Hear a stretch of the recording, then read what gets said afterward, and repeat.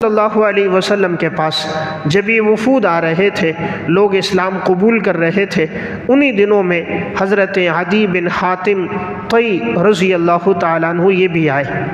حاتم طئی ایک بڑا سخی انسان گزرا ہے، اور یہ آپ صلی اللہ علیہ وسلم کی بعثت سے پہلے گزرا ہے۔ رسول اللہ صلی اللہ علیہ وسلم آئے اس کے بعد، اور یہ ان سے پہلے گزرا ہے، اور یہ بہت سخی انسان تھا۔ آج تک اس کی سخاوت کے واقعات عرب میں مشہور ہے۔ سخاوت میں لوگ تشبیہ دیتے ہیں تو حاتم طئی سے تشبیہ دی جاتی ہے۔ تو یہ جو حاتم طئی تھا، اس کا بیٹا تھا عدی بن حاتم، اور اس کی ایک بیٹی تھی جس کا نام تھا صفانہ۔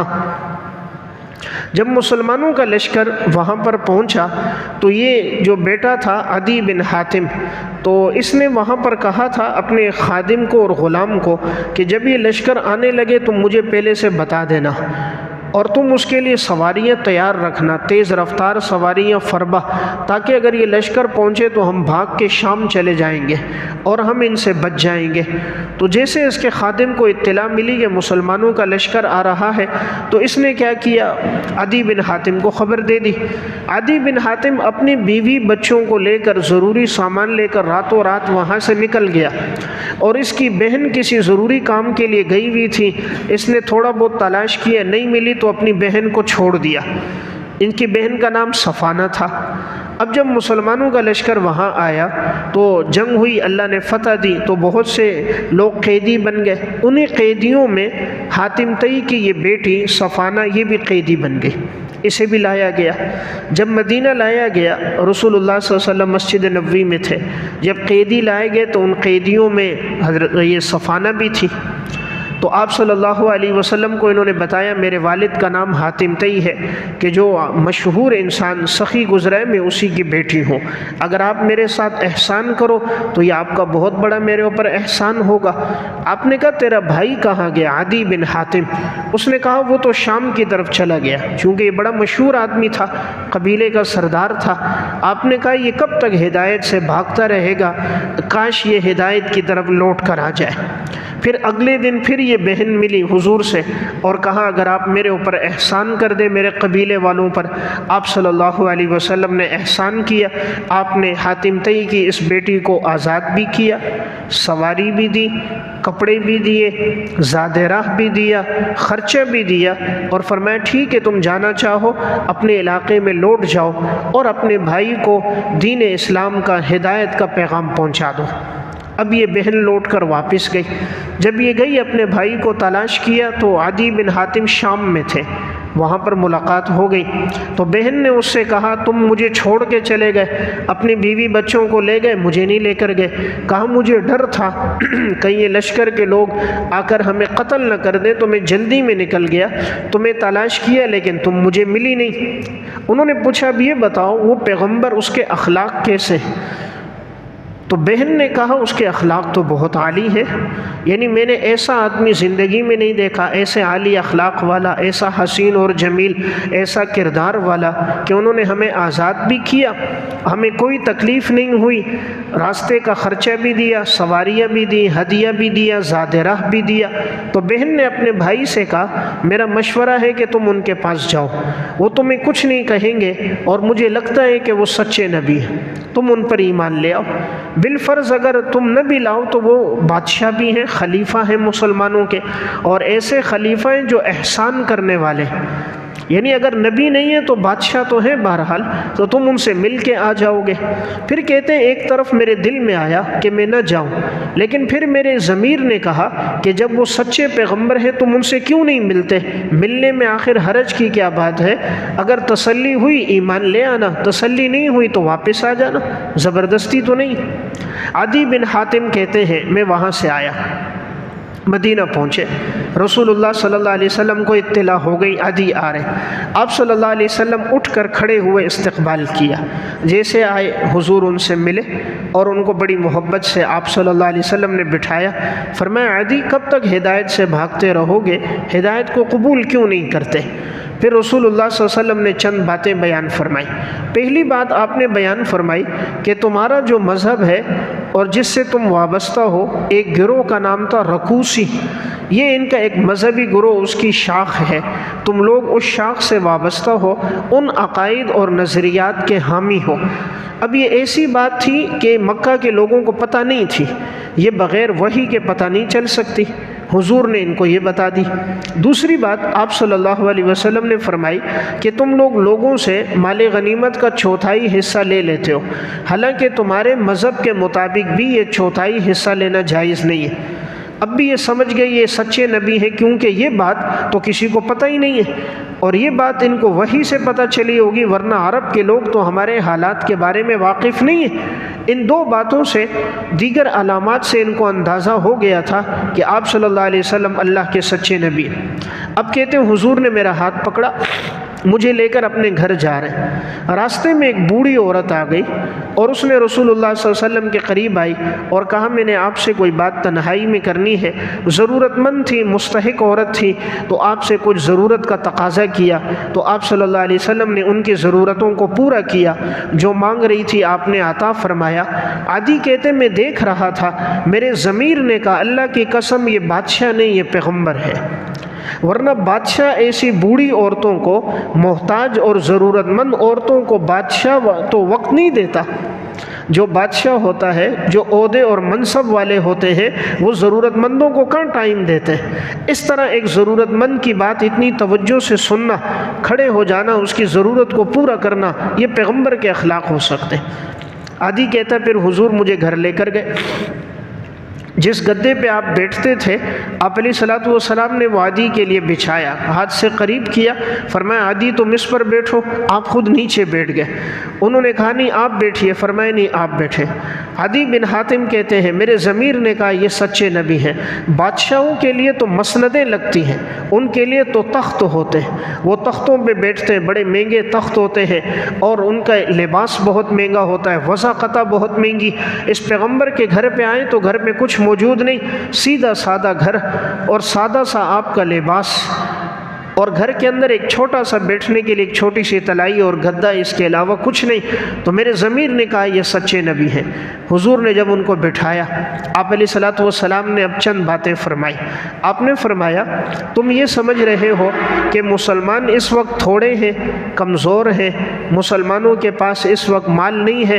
آپ نے فرمایا عدی ایک وقت آئے گا، یہ جو کسرا ہے یہ فتح ہوگا، اور اس کے جو کنگن ہوں گے اور خزانے ہوں گے وہ لائے جائیں گے اور تقسیم کیے جائیں گے، اگر تمہاری زندگی طویل ہوئی تو تم دیکھ لو گے۔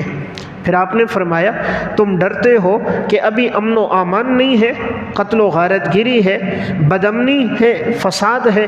ایک وقت آئے گا کہ ایک عورت حیرہ مقام سے چل کر آئے گی اور وہ پہنچے گی بیت اللہ تک، اور اس کو راستے میں کسی چیز کا ڈر نہیں ہوگا، کوئی ڈر نہیں ہوگا، نہ ڈاکوؤں کا ڈر ہوگا، نہ فساد ہوگا، نہ فتنہ ہوگا، کوئی ڈر نہیں ہوگا۔ وہ امن کے ساتھ آئے گی، حج عمرہ کرے گی، امن کے ساتھ چلی جائے گی۔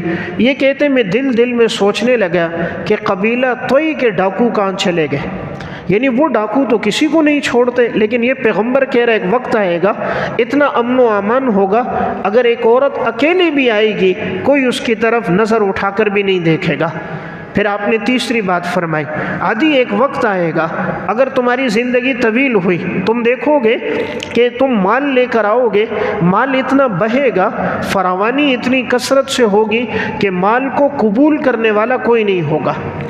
مال بانٹنے والے بہت ہوں گے لیکن مستحق کوئی نہیں ہوگا کہ جو مال کو آگے سے قبول کرے، یہ وقت بھی آئے گا۔ آپ نے یہ تین باتیں بیان فرمائی۔ عدی بن حاتم فرماتے تھے، یہ واقعہ سیرت ابن ہشام میں اور حافظ ابن کثیر کے سیرت النبویہ میں ہے، اور آخری جز صحیح بخاری میں بھی ہے، تو یہ میں نے مکمل واقعہ عرض کیا۔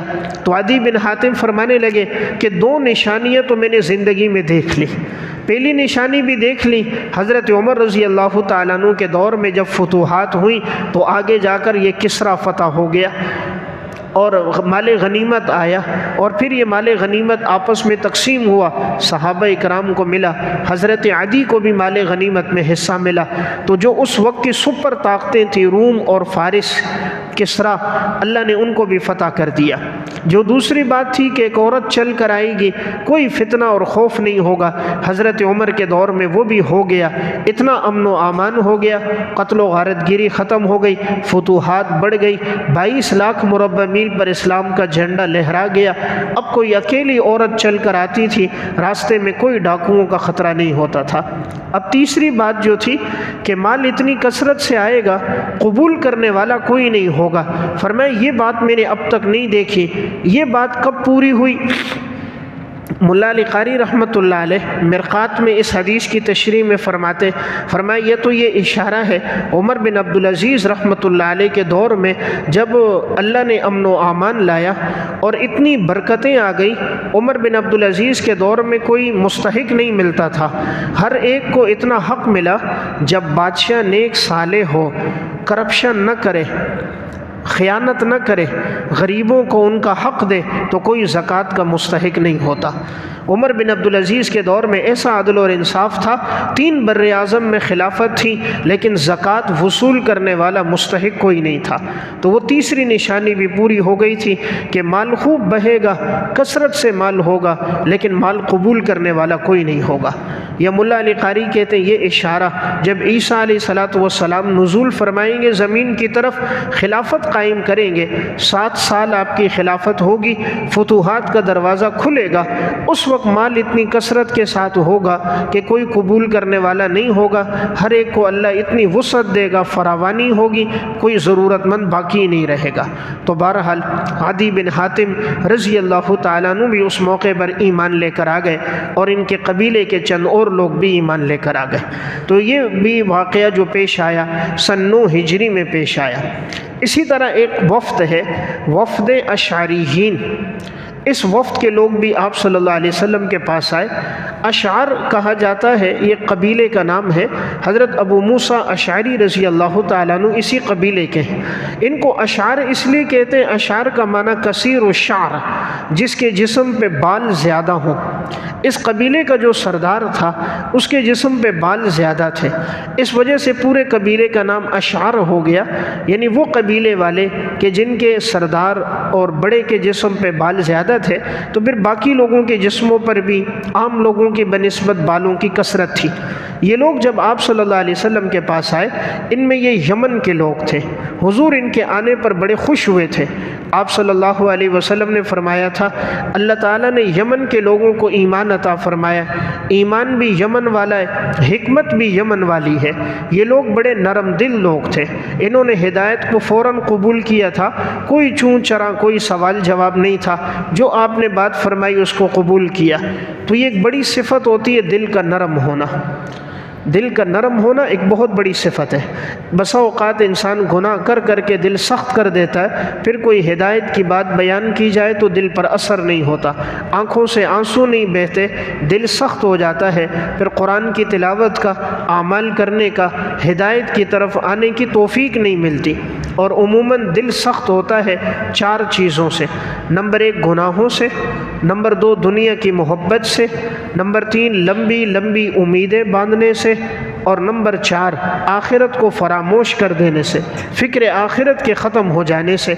گناہوں کی کثرت سے دل سخت ہو جاتا ہے۔ تو آپ نے اس قبیلے کے لوگوں کی تعریف فرمائی کہ یمن کے لوگ جو ہیں بڑے نرم دل والے لوگ ہیں۔ یہ لوگ اکثر بکریاں چراتے تھے۔ آپ نے فرمایا اللہ نے جو تواضع رکھی ہے وہ ان لوگوں میں رکھی ہے جو بکریاں چرانے والے، اور جو اونٹوں کے چرانے والے ان میں تکبر ہے، تکبر ہے ان میں، یہ لوگ ہدایت کی بات کو جلد قبول نہیں کرتے۔ تو بہرحال یہ وفد اشعریین بھی آپ صلی اللہ علیہ وسلم کے پاس آیا، اور اس قبیلے کے لوگ بھی ایمان لے کر آ گئے۔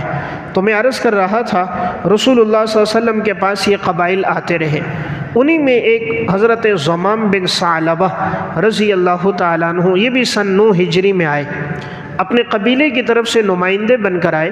آپ صلی اللہ علیہ وسلم مسجد میں بیٹھے تھے، ٹیک لگائے، صحابہ اکرام بھی تھے، اب یہ جیسے آئے انہوں نے پوچھا کہ رسول اللہ صلی اللہ علیہ وسلم کون ہے؟ تو چونکہ نئے آدمی تھے پتہ نہیں تھا، کسی نے کہا وہ جو خوبصورت انسان ٹیک لگائے بیٹھے ہیں وہی آپ صلی اللہ علیہ وسلم۔ کہتے میں ایک دم دوڑتا ہوا آیا، حضور کے پاس پہنچا، پھر اس نے چند سوالات آپ صلی اللہ علیہ وسلم سے کیے۔ ان میں ایک سوال پہلے یہ تھا، جس رب نے آسمان کو زمین کو بنایا، میں اس کی قسم آپ کو دیتا ہوں، کیا آپ اللہ کے سچے نبی ہو؟ آپ نے فرمایا ہاں میں سچا نبی ہوں۔ پھر فرمایا زمین آسمان کے رب کی آپ کو قسم دیتا ہوں، کیا اللہ نے آپ کو 5 نمازوں کا حکم دیا ہے؟ آپ صلی اللہ علیہ وسلم نے فرمایا دیا۔ پھر انہوں نے روزے کا، پھر آپ سے زکوٰۃ کا پوچھا۔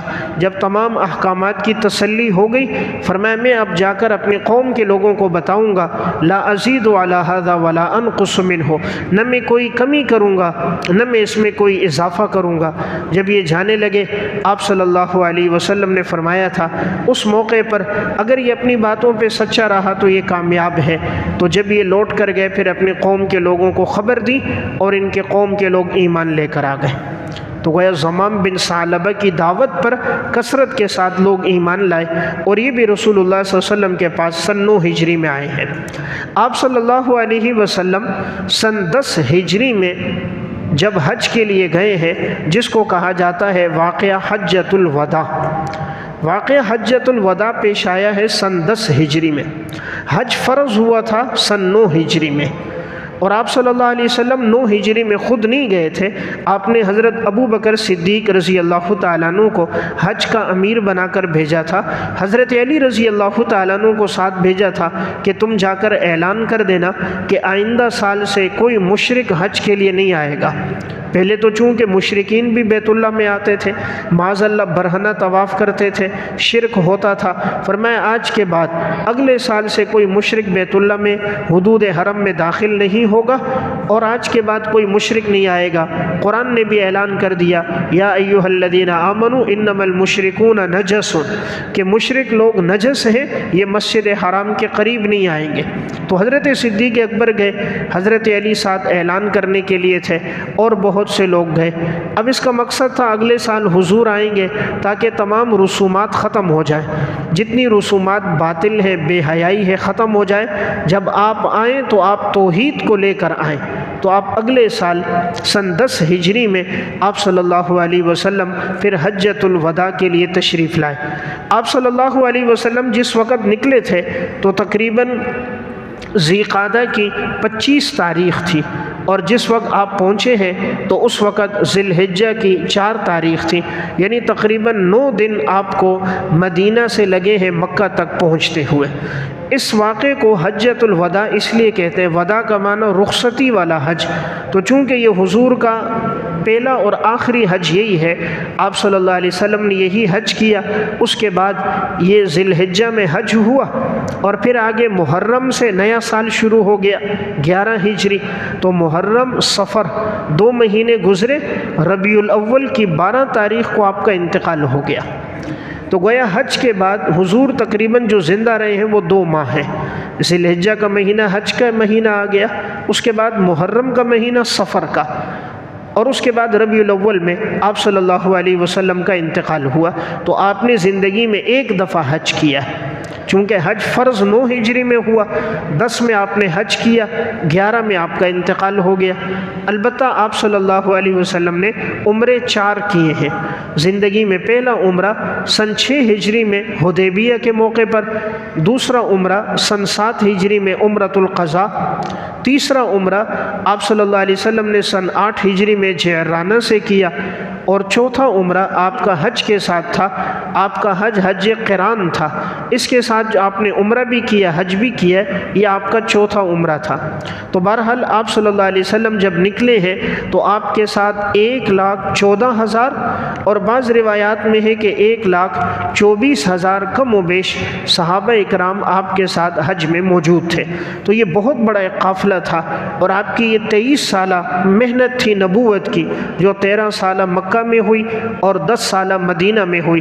چونکہ 2 ماہ کے بعد آپ نے دنیا سے جانا تھا تو آپ نے اس حج میں تمام صحابہ سے فرمایا شریک ہو جاؤ، تو صحابہ کی یہ بہت بڑی جماعت 1,14,000 یا 1,24,000 کم و بیش آپ صلی اللہ علیہ وسلم کے ساتھ روانہ ہو گئے۔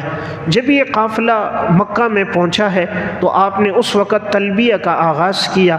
تلبیہ کے اندر توحید کا تذکرہ تھا کہ لبیک اللہم لبیک لبیک لا شریک لک لبیک ان الحمد والنعمت لک والملک لا شریک لک، کہ تمام تعریفیں اللہ کے لیے ہیں، اللہ کا کوئی شریک نہیں ہے۔ یا اللہ میں حاضر ہوں، اے اللہ میں حاضر ہوں، تیرے ساتھ کوئی شریک نہیں، تمام تعریفیں تیرے لیے، نعمتوں اور حمد کا مالک یا اللہ تو ہے اور تیرے ساتھ کوئی شریک نہیں۔ یہ توحید کا ڈنکا بجانا تھا کہ جس بیت اللہ میں 360 بت تھے، لوگ بتوں کے سامنے جھکتے تھے، اولاد کے لیے الگ بت، رزق کے لیے الگ بت، معاملات کے لیے الگ بت، رشتوں کے لیے الگ بت تھا، تو سب کو ایک توحید پہ لانا تھا۔ تو آپ صلی اللہ علیہ وسلم نے تلبیہ کثرت کے ساتھ، حضرات صحابہ اکرام کی زبان پر بھی یہ تلبیہ تھی۔ رسول اللہ صلی اللہ علیہ وسلم کا جو حج میں عرفہ کا دن تھا، آپ علیہ الصلوۃ والسلام کا عرفہ جمعے کے دن تھا، یعنی جمعے کا دن آپ کے عرفہ کا دن تھا۔ تو یہ بڑی فضیلت ہے، اگر عرفہ جمعے کے دن آ جائے تو گویا ڈبل فضیلت ہے۔ عرفہ کا دن تمام ایام میں سب سے افضل دن ہے، اور عرفہ کے دن کوئی روزہ رکھے تو 1 سال گزشتہ اور 1 سال آئندہ کے گناہ صحیح مسلم کی روایت میں ہے کہ معاف ہو جاتے۔ اور پھر یہ جمعہ بھی ہے تو جمعہ سید الایام تھا، اس اعتبار سے بھی فضیلت تھی، اور اس اعتبار سے بھی فضیلت تھی کہ عرفہ کا دن تھا۔ پھر آپ صلی اللہ علیہ وسلم نے عرفہ کے دن آپ نے خطبہ دیا۔ آپ کا یہ جو خطبہ تھا، یہ خطبہ تمام صحابہ میں ہوا اور بڑا مشہور خطبہ ہے، سب صحابہ اکرام موجود ہیں۔ رسول اللہ صلی اللہ علیہ وسلم حج کا یہ خطبہ عرفہ میں دے رہے ہیں۔ آپ نے سب صحابہ سے پوچھا، یہ بتاؤ کیا یہ جو شہر ہے، یہ شہر بلد حرام معزز شہر نہیں ہے؟ صحابہ اکرام نے فرمایا کیوں نہیں یا رسول اللہ، یہ معزز شہر ہے۔ آپ علیہ الصلوۃ والسلام نے فرمایا کیا تمام دنوں میں سب سے معزز مہینہ ذی الحجہ کا مہینہ نہیں ہے؟ اس سے بہتر بھی کوئی ہے؟ صحابہ نے کہا نہیں، اس سے بہتر کوئی نہیں، معزز مہینہ ذی الحجہ کا مہینہ، اور سب سے معزز دن پھر عرفہ کا دن۔ تو گویا شہر بھی محترم مکہ مکرمہ، مہینہ بھی محترم ذی الحجہ، اور دن بھی محترم عرفہ۔ پھر آپ علیہ الصلوۃ والسلام نے اس خطبے میں فرمایا ان دماءکم واموالکم واعراضکم علیکم حرام کحرمت یومکم ھذا فی بلدکم ھذا فی شہرکم ھذا۔ آپ نے فرمایا یقیناً تمہارا مال، تمہاری جان، تمہاری عزتیں تم پر حرام کر دی گئی ہیں، جس طرح کہ آج کے دن کی حرمت، اس مہینے کی حرمت، اس شہر کی حرمت، اور آج کے دن کی حرمت، اور اس بلد حرام کی حرمت ہے۔ یعنی آپ کا مقصد یہ تھا جیسے آج کے بعد یہ جتنے بھی خون خرابہ ہیں، قتل ہیں، یہ سب ختم ہے۔ آج کے بعد ہر آدمی کی عزت، جان، مال سب کی حفاظت کی جائے گی۔ آپ نے فرمایا جاہلیت کے جتنے خون ہیں وہ سب رائگاں ہیں، یعنی آج کے بعد کوئی جاہلیت کی وجہ سے کوئی کسی کو قتل نہیں کرے گا کہ میرا اس پر جاہلیت میں خون تھا اس کے بدلے قتل کرے۔ فرمایا نہیں، جتنے اس طرح کے خون ہیں سب آپ نے ختم کیے۔ فرمایا جو بھی سود ہے، میں سود کے تمام معاملات کو ختم کرتا ہوں، یہاں تک کہ آپ صلی اللہ علیہ وسلم کے چچا حضرت عباس زمانے جاہلیت میں چونکہ سود کا کام ہوتا تھا تو آپ نے کہا جو ان کا سود ہے وہ بھی باطل اور رائگاں ختم ہے۔ آپ نے جاہلیت کی ساری چیزوں کو ختم کر دیا اور ہر مسلمان کی عزت، جان، مال کی حفاظت کو بیان کیا۔ آپ نے فرمایا تم لوگ میرے بعد کافر نہ ہو جانا کہ ایک دوسرے کی گردنیں مارنے لگ جاؤ۔ فلا ترجعوا بعدی کفارا یضرب بعضکم رقاب بعض، تم میرے بعد ایک دوسرے کی گردنیں نہ مارنا، قتل نہیں کرنا، آپس میں ایک دوسرے سے لڑنا نہیں۔ تو آپ نے آپس میں لڑنے کو کفر سے تعبیر کیا۔ معلوم ہوا جب مسلمان پہ ہتھیار اٹھاتا ہے، لڑتا ہے تو وہ کفر والا کام کرتا ہے۔ اور آپ نے اس خطبہ حجۃ الوداع میں عورتوں کے حقوق بیان فرمائے، فرمایا ان کے ساتھ اچھا سلوک کرو، یہ تمہارے پاس رہتی ہیں، تمہارے ماتحت ہیں۔ اور ایک حدیث میں آپ نے فرمایا کہ انہیں پسلی سے پیدا کیا گیا، تم ان کو سیدھا کرنا چاہو گے تو تم ان کو توڑ دو گے، اسی حال میں تم ان سے نفع لیتے رہو اور ان کے معاملے میں تم اللہ سے ڈرتے رہو۔ آپ علیہ السلام نے جب تمام احکامات بیان بیان کر دیے۔ حضور نے آسمان کی طرف یوں چہرہ اوپر کیا اور آپ نے انگلی اوپر کی، فرمایا اللہم اشہد، اللہم اشہد، اللہم اشہد، 3 مرتبہ فرمایا یا اللہ تو گواہ رہنا میں نے دین کو پہنچا دیا، یا اللہ تو گواہ رہنا میں نے دین کو پہنچا دیا۔ آج یہ صحابہ کا 1,14,000 یا 1,24,000 کا یہ مجمع موجود ہے، میں نے ان کے سامنے دین کے سارے احکامات کو میں نے پہنچا دیا ہے، یا اللہ تو گواہ رہنا میں نے دین کو پہنچا دیا۔ اس موقع پر رسول اللہ صلی اللہ علیہ وسلم نے ارشاد فرمایا فَلْيُعَلِّمُ الشَّاهِدُ الْغَائِبَ فَلْيُبَلِّغُ الشَّاهِدُ الْغَائِبَ، اب چاہیے کہ جو حاضر ہے وہ غائب تک دین کو پہنچا دے، جو موجود ہیں آنے والی نسلوں تک اب تم لوگ دین کو پہنچا دو۔ آپ نے فرمایا فَرُبَّ مُبَلَّغٍ أَوْ عَامٍ سَامِعٍ، بس اوقات جس کو بات پہنچائی جاتی ہے وہ سننے والے سے زیادہ اس بات کو محفوظ کرتا ہے، عمل کرتا ہے، زندگی میں لاتا ہے۔ آپ نے فرمایا اب آنے والی نسلوں تک دین کو پہنچا دو۔ حضرات صحابہ نے پھر ایسی قربانیاں دی، 10,000 صحابہ کی تقریباً قبر مدینہ میں ہیں، باقی جو 1,14,000 ہیں، 1,24,000 میں کسی کی قبر قسطنطینیہ میں بنی، کسی کی شام میں بنی، کسی کی تیونس میں بنی، کوئی مکہ میں مدفون ہے، کوئی عراق میں مدفون ہے، یہاں تک کہ بعض کی قبریں پشاور تک موجود ہیں، سکھر تک عمر بن عبسہ کی قبریں۔ تو پوری دنیا میں صحابہ پھیل گئے اور اسلام کے پرچم کو انہوں نے پھیلا دیا۔ تو جو حضور نے صحابہ کے ذمے کام لگایا انہوں نے ادا کر دیا، لیکن ہمارے ذمے جو تھا ہم نہ ادا کر سکے۔ میں اور آپ سوچیں ہم نے دین کی کتنی دعوت دی، ہماری دعوت پر کتنے لوگ اسلام لائے، ہماری دعوت پر کتنے بے دین دین پر آ گئے۔ ہم تو اپنے بیٹے کو نماز کا نہیں کہتے، باپ یہ ضرور کہے گا بیٹا دکان پہ نہیں جا رہا، بیٹا فیکٹری نہیں جا رہا، کام پہ نہیں جا رہا، اسکول کالج یونیورسٹی نہیں جا رہا۔ آج کا باپ بیٹے سے، اپنی گھر والی سے، اپنی بچیوں سے نماز کا نہیں کہتا۔ ہم گھر میں دعوت نہیں دیتے، باہر دعوت دینا تو دور کی بات۔ ہمارے سامنے منکر کام ہوگا، اللہ کی نافرمانی ہوگی، فحاشی ہوگی، عریانی ہوگی، گانا بج رہا ہوگا، نیم برہنہ لباس ہوگا، ہم اپنی اولادوں کو، گھر والوں کو منع نہیں کرتے، تو ہم نے دین اپنے گھر میں بھی نافذ نہیں کیا، چہ جائے کہ ہم دوسروں کو دعوت دیں۔ تو بہرحال یہ حجۃ الوداع کا واقعہ بھی جو پیش آیا وہ سن 910 ہجری میں پیش آیا۔ آپ علیہ الصلوۃ والسلام نے سب کو دعوت دینے کے بعد اگلا جو دن تھا 10 ذی الحجہ یوم نحر، آپ نے 63 اونٹوں کو پھر اپنے ہاتھ سے نحر کیا۔ آپ کی عمر مبارک 63 سال تھی، تو محدثین نے نقطہ لکھا آپ ایک ایک اونٹ کو نحر کرتے تھے، ہر اونٹ خود آگے ہوتا، کسی اونٹ کو باندھنے کی ضرورت پیش نہیں آئی، کسی کا پاؤں نہیں باندھا گیا، ہر اونٹ خود آگے ہوتا۔ رسول اللہ صلی اللہ علیہ وسلم تلوار سے نحر کرتے تھے، گویا وہ جانور تھے جنہوں نے امام الانبیاء کو پہچان لیا۔ آج ہم انسان ہو کر رسول اللہ صلی اللہ علیہ وسلم کو نہ پہچان سکے، ہر ایک آگے بڑھتا رہا، اور آپ نے 63 اونٹ اپنے ہاتھوں سے نحر کیے، گویا اشارہ تھا آپ نے اپنے ہر سال کی قربانی کر دی۔ پھر بقیہ جو 37 اونٹ تھے وہ حضرت علی رضی اللہ تعالیٰ عنہ نے نحر کیے۔ آپ صلی اللہ علیہ وسلم اس سفر سے جب واپس پہنچے ہیں، رسول اللہ صلی اللہ علیہ وسلم مدینہ آئے ہیں، تو میں نے عرض کیا پھر 2 ماہ کا عرصہ گزرا ہے، پھر آپ کا انتقال ہوا ہے۔ راستے میں ایک واقعہ پیش آیا ہے جس واقعے کو کہا جاتا ہے غدیر خم۔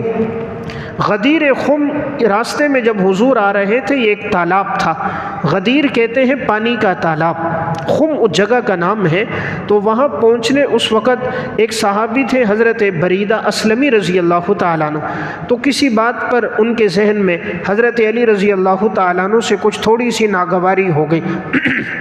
آپ صلی اللہ علیہ وسلم کو پتہ چل گیا، رسول اللہ صلی اللہ علیہ وسلم نے اس موقع پر خطبہ دیا، اور آپ نے اپنے گھر والوں کا، اہل بیت کا اور حضرت علی رضی اللہ تعالیٰ عنہ کی منقبت آپ نے فضیلت بیان فرمائی۔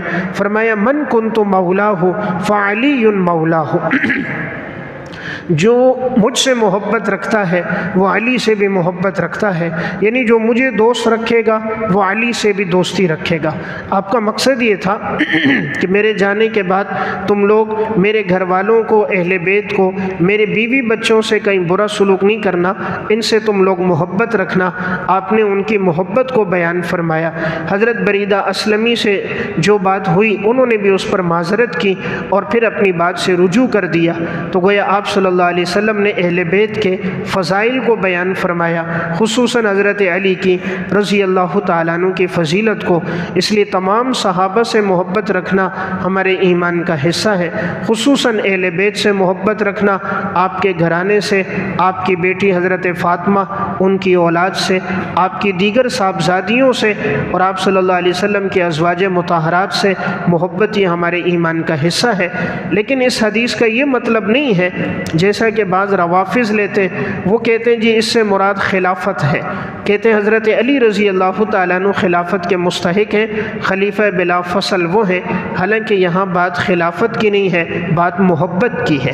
محبت کی بات تھی، جو مجھ سے محبت رکھتا ہے وہ علی سے بھی محبت رکھے گا، جو ان سے نفرت کرتا ہے گویا وہ مجھ سے کرتا ہے۔ بات خلافت کی نہیں ہے۔ خلافت پر تفصیلی بات آئندہ درس میں عرض کروں گا۔ آپ صلی اللہ علیہ وسلم نے اپنی زندگی میں جن کو اپنے مصلے پہ کھڑا کیا تھا وہ حضرت ابو بکر صدیق رضی اللہ تعالیٰ عنہ تھے، جنہوں نے حضور کی موجودگی میں تقریباً 17 نمازیں پڑھائی تھی۔ آپ نے فرمایا تھا مرو ابا بکر فلیصلی بالناس، ابو بکر سے کہو کہ لوگوں کو نماز پڑھائے۔ اس دور میں جو مسجد کا امام ہوتا، امامت صغرا جس کے پاس تھی، اسی کے پاس امامت کبریٰ بھی ہوتی تھی، بادشاہت اور خلافت بھی۔ اور آپ صلی اللہ علیہ وسلم پر جب حج فرض ہوا، آپ نے حج کا پہلا امیر بھی حضرت ابو بکر صدیق رضی اللہ تعالیٰ عنہ کو بنایا تھا۔ اور آپ نے حضرت عائشہ رضی اللہ تعالیٰ عنہ سے فرمایا بھی تھا کہ تم اپنے بھائی کو بلا دو اور ایک میں تحریر لکھ دوں۔ پھر آپ نے فرمایا ایمان والے اور اللہ نہیں چاہے گا مگر ابو بکر ہی کو چاہے گا۔ تو آپ صلی اللہ علیہ وسلم نے یہ بھی فرمایا تھا جتنے دروازے ہیں بند کر دیے جائیں سوائے ابو بکر کے گھر کا دروازہ، وہ مسجد میں کھلا رہے۔ یہ اشارہ تھا کہ ان کے لیے مسجد میں آنا جانا، امامت کرنے میں سہولت ہو۔ اس لیے اہل سنت والجماعت کے ہاں خلیفہ بلا فصل جو ہیں وہ حضرت ابو بکر صدیق رضی اللہ تعالیٰ عنہ ہے، کہ جنہیں حضور نے اپنی زندگی میں مصلے پہ کھڑا کیا۔